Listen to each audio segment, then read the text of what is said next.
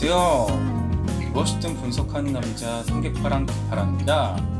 오늘은 사이클로이드에 대해서 살펴볼 수 있도록 하겠는데요. 자, 사이클로이드는 쉽게 말해서 굴렁쇠를 떠올리시면 됩니다. 자, 굴렁쇠라는 것은 무엇인가? 직선에서 원을 굴렸을 때 그 원을 굴렸을 때 어떤 그 정점이 이루는 그 자취 내지 그런 뭐 곡선이 있잖아요. 그런 것을 나타내는 것이 바로 사이클로이드다. 여러분들은 그렇게 생각을 하시면 되겠습니다. 자, 엑셀을 통해서 어떻게 분석을 수행하는지 함께 살펴볼게요. 일단 여기서 세타랑 라디안이라는 두 이제 값이 있죠. 자, 이것은 제가 삼각함수 편에서 계속해서 말씀드렸던 부분인데요. 자, 세타라는 것은 흔히 우리가 알고 있는 그 뭐 180도, 그러니까 뭐 270도 이런 거 있잖아요. 그런 어떤 60분법에 따라서 그런 도수법을 적용한 것이다. 뭐 0에서 360도까지 저는 이렇게 이제 썼고요. 자, 이것을 바탕으로 해가지고 라디안을 계산을 할 수가 있습니다. 자, 라디안이라는 것은 무엇인가? 그것은 원의 둘레, 호의 길이 있잖아요. 호의 길이를 기점으로 해서 이제 나타낸 단위이다.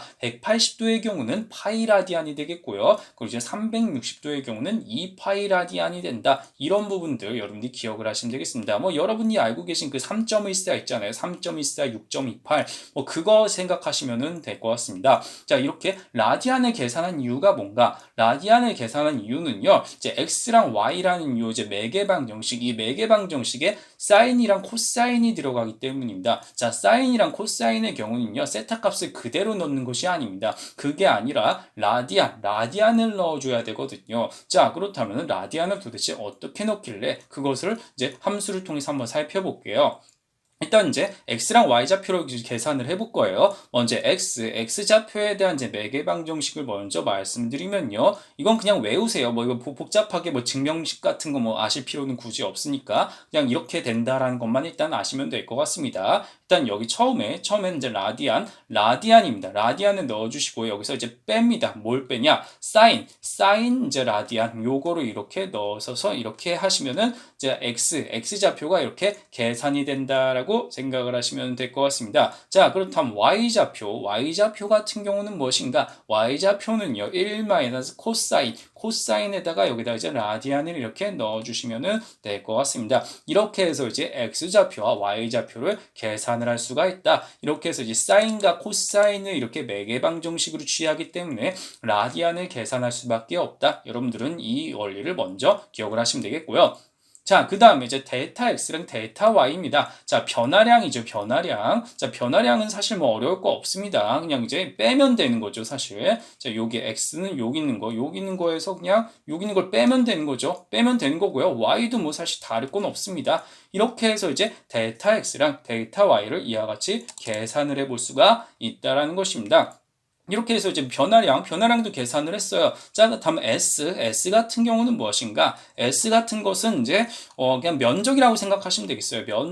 면적인데 이것 같은 경우는 무엇인가? 원이잖아요.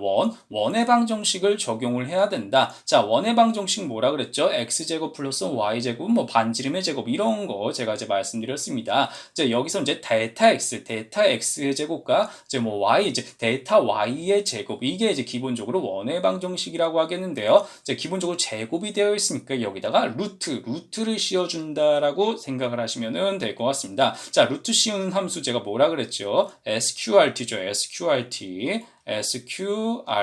sqrt고요. 자, 데이터 x 제곱 플러스 데이터 y제곱 이렇게 해서 이제 루트를 씌워준다. 이렇게 하면 이렇게 면적이 이렇게 계산이 될 수가 있다라는 것입니다. 자, 이것을 바탕으로 해가지고 어떤 곡선의 길이 이제 사이클로이드의 어떤 길이를 이제 계산을 해볼 건데요. 자, 길이는 뭐 어려울 거 없습니다. 그냥 면적을 합하면 되는 거예요. 썸을 해서 이렇게 면적을 그냥 합합니다. 이렇게 되면 뭐 7.99, 뭐 747, 뭐 하여간에 8 정도 된다라는 의미가 되겠죠. 자, 그렇다면 이제 이것을 바탕으로 어떻게 그래프가 도출이 되는지 함께 살펴볼 수 있도록 하겠는데요.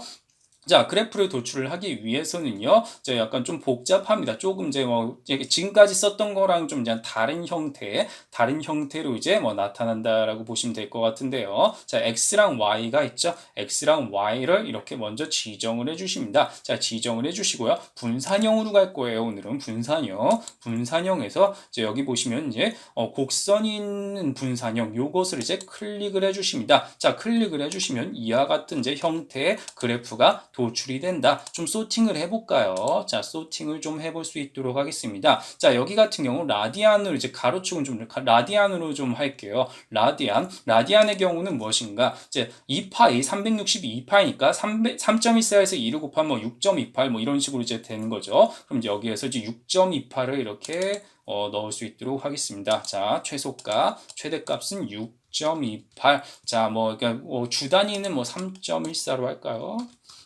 이렇게 해서 하면은 이와 같은 그래프가 나타나더라. 이런 식으로 해서 어떤 사이클로이드의 어떤 궤적을 우린 이렇게 계산을 해볼 수가 있다는 것입니다. 이렇게 해서 어찌됐든 간에 뭐 길이 같은 것을 이렇게 커브의 형태로 이렇게 나타나더라. 한 8 정도 된다라고 기억을 하시면 될 것 같고요. 자, 이것을 바탕으로 해가지고 굴렁쇠, 이거 사이클로이드가 뭔 말인지 모르겠다. 그렇다면 굴렁쇠를 떠올리시면 여러분들은 얘가 가장 빠를 거라고 생각이 됩니다. 삼각함수의 개념이 좀 들어가기 때문에 여러분들께서 좀 다소 어려울 수가 있으니 뭐 이런 모르는 내용이 있다면 삼각함수 편을 좀 살펴보시면 도움이 될 것 같고요. 이런 식으로 해서 어떤 이제 적분의 개념 중 하나인 사이클로이드도 이와 같이 엑셀을 통해서 도출할 수가 있다는 사실을 여러분께서 잘 기억하고 활용하시면 참 좋을 것 같습니다. 네, 오늘 내용 여기까지 하겠습니다. 감사합니다.